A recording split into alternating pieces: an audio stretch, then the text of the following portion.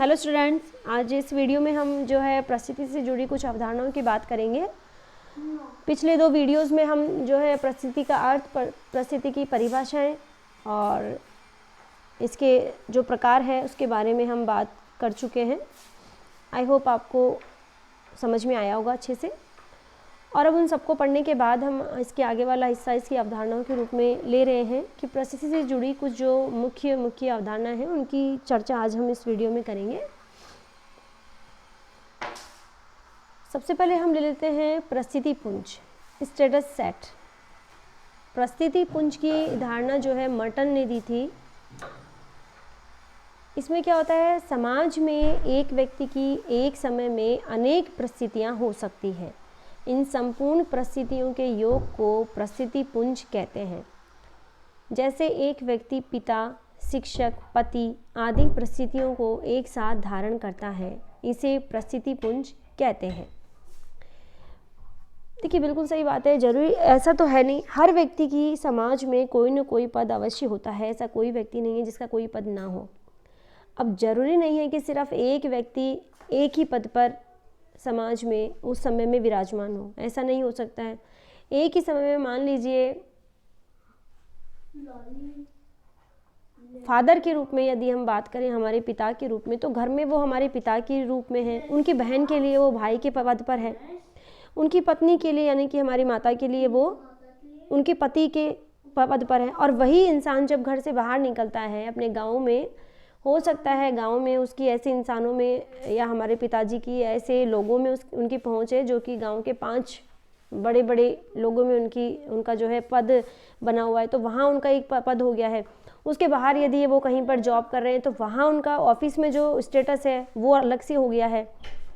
और इसके अलावा भी मान लीजिए उनका अगर किसी चीज़ में इंटरेस्ट है, खेलकूद हो गया या कोई स्पेशल उनका जो इंटरेस्ट हो गया, कुछ उन्होंने ऐसा आविष्कार किया है जिससे कि पूरा समाज जो है उससे लाभान्वित हो रहा है, तो वहाँ उन्होंने अपना एक अलग पद बना लिया। तो यानी कि कहने का मतलब है एक व्यक्ति एक समय में एक से अधिक परिस्थितियों पर बैठा हुआ हो सकता है और उसकी एक व्यक्ति की इन सभी परिस्थितियों को मिलाकर हम क्या बोल देते हैं, प्रस्थिति पुंज। ठीक है। मर्टन ने इसे जो है आगे 2 भागों में बांट दिया है। पहला जो है प्रदत्त प्रस्थिति पुंज और दूसरा जो है अर्जित प्रस्थिति पुंज। एस्क्राइब्ड स्टेटस सेट और अचीव्ड स्टेटस सेट। प्रदत्त परिस्थिति और अर्जित परिस्थिति के बारे में हम पिछले वीडियो में पढ़ चुके हैं। प्रदत्त क्या होता है? प्रदत्त यानी कि जो स्वतः हमें प्राकृतिक रूप से प्राप्त हुआ है, जिसमें हम अपनी इच्छा से कोई बदलाव ना कर सकें, उसे हम बोलते हैं प्रदत्त। और अर्जित वो है जिसे हम हमारे प्रयास से, हमारी योग्यता, हमारे गुणों के आधार पर हम जिस चीज़ को अर्न कर रहे हैं, जिस पद को हम पा रहे हैं, उसको हमने अर्जित परिस्थिति नाम दिया। तब यहाँ पर जो है मर्टन ने उन्हीं दोनों का जो है सहारा लेकर यहाँ पर प्रस्थिति पुंज को भी 2 भागों में बांट दिया है। कौन कौन सा? प्रदत्त प्रस्थिति पुंज और अर्जित प्रस्थिति पुंज। प्रदत्त प्रस्थिति पुंज में क्या है कि इसका मतलब है एक समय विशेष में एक व्यक्ति की प्रदत्त परिस्थितियों के योग से है। फॉर एग्जाम्पल, कोई व्यक्ति हमारा भाई भी है, कोई व्यक्ति किसी का पति भी है, कोई व्यक्ति किसी का मामा या फूफा भी है। तो ये चीज़ क्या है, उसे प्रदत्त रूप से मिली है, उसने अर्जित नहीं करी है। तो इन सब जो पदों का, इन सब जो परिस्थितियाँ हैं उस इंसान को मिली है प्राकृतिक रूप से, इन सब का योग है, उसको मर्टन ने क्या नाम दिया है? प्रदत्त परिस्थिति पुंज। और इसी तरह बिल्कुल होता है अर्जित परिस्थिति पुंज। अर्जित का मतलब है एक समय विशेष में एक व्यक्ति की जो समस्त अर्जित परिस्थितियाँ हैं उनके योग से हैं। अर्जित का मतलब है एक व्यक्ति ने अपनी स्कूल में फर्स्ट क्लास में पास किया है, उसको वहाँ पर स्कूल लेवल पे वो वाला पद उसको मिला है कि ये बच्चा हमारे स्कूल में फर्स्ट लेवल से पास हुआ है, वो एक इसका स्टेटस हो गया है। उसी टाइम में उसने किसी खेल कूद की जो है प्रतियोगिता में भाग लिया है, तो उसमें यदि वो अव्वल नंबर पे आया या सेकंड नंबर पे आया है, या मान लीजिए बिल्कुल ही कोई नंबर नहीं आया, तब भी उसका कोई स्टेटस बना है ना, तो उस कंडीशन में उसका उसी टाइम में वो वाला स्टेटस भी हो गया है। इसके अलावा भी उसने किसी कंपटीशन में भाग लिया है या किसी और जगह पर उसने कोई ऐसा कार्य किया है, तो ये सब चीज़ें क्या कि उसने अपनी खुद की मेहनत से जो है प्राप्त करी है। तो खुद की मेहनत से जो चीज़ें उसने प्राप्त करी, जो पद उसने प्राप्त किए हैं उसके स्कूल में खेलकूद की जो प्रतियोगिता है, या इसके अलावा उसके फ्रेंड्स के बीच में, उसके माता पिता के बीच में उसने जो भी कुछ अपने अचीव करके, ग्रहण करके जो प्राप्त किया है, उस चीज़ को मर्टन ने अर्जित प्रस्थिति पुंज यानी कि अचीव्ड स्टेटस सेट का नाम दिया है। आगे हम ले लेते हैं प्रस्थिति क्रम, स्टेटस सीक्वेंस।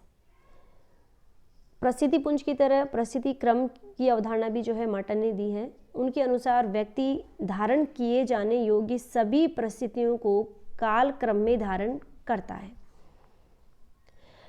नवीन परिस्थिति के प्राप्त होते ही पुरानी परिस्थिति को त्याग देता है।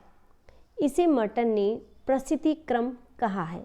जैसे एक व्यक्ति क्लर्क से सुपरवाइज़र, सुपरवाइज़र से मैनेजर, मैनेजर से डायरेक्टर बनता है, तो यह एक के बाद एक परिस्थिति ही परिस्थिति क्रम है।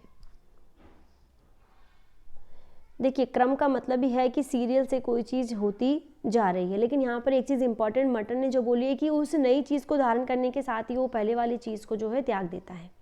यहाँ ये चीज़ नहीं है। तो जब कोई व्यक्ति अपनी लाइफ में, जैसे कि एक एग्जांपल भी मैंने यहाँ दिया कि सुपरवाइजर से क्या बन गया मैनेजर, तो जाहिर सी बात है सुपरवाइजर की सीट अब उसकी नहीं है। मैनेजर से डायरेक्टर बन गया तो जाहिर सी बात है मैनेजर की सीट उसकी नहीं है। तो इस तरह से क्रम में वो आगे बढ़ रहा है और उसकी परिस्थिति वहाँ पर बदल रही है, समाज में उसका स्टेटस जो है बदल रहा है।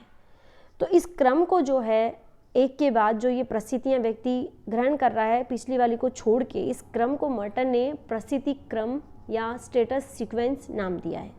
आए समझ में? अब बात करते हैं परिस्थिति संघर्ष, स्टेटस कॉन्फ्लिक्ट। परिस्थिति संघर्ष की अवधारणा जो है स्थिरीकरण से जुड़ी हुई है। जब दो व्यक्तियों में विरोध का कारण व्यक्तिगत न होकर सामूहिक हो तो ऐसी स्थिति को परिस्थिति संघर्ष कहते हैं, जैसे जातीय संघर्ष, धार्मिक संघर्ष आदि। अब देखिए परिस्थिति संघर्ष कैसे होता है, यहाँ अगर हम बात करें तो ये संघर्ष किस तरह का हो गया। देखिए हम अगर एक एग्जांपल लें परिस्थिति संघर्ष को समझने के लिए, सबसे बेस्ट एग्जांपल आई थिंक यही रहेगा। आप देखिए कि कोई एक व्यक्ति है जो कि कोर्ट में क्या है, जज है, और वही व्यक्ति घर पर क्या है, एक पिता है, एक फादर है।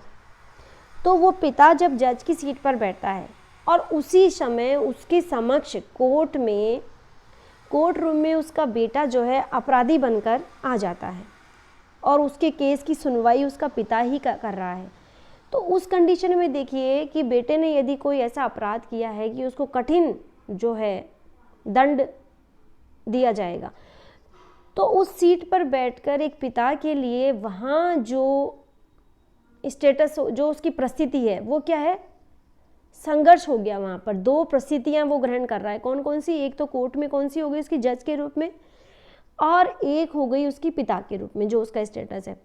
तो यहाँ दोनों पदों में क्या हो गया, संघर्ष हो गया, है ना, कि वो क्या यहाँ पर फैसला करें। अगर वो जज के रूप में अपना स्टेटस को फॉलो कर रहा है तो पिता की अवहेलना हो जाएगी, और पिता के रूप में कर रहा है तो जज के स्टेटस की अवहेलना हो जाएगी।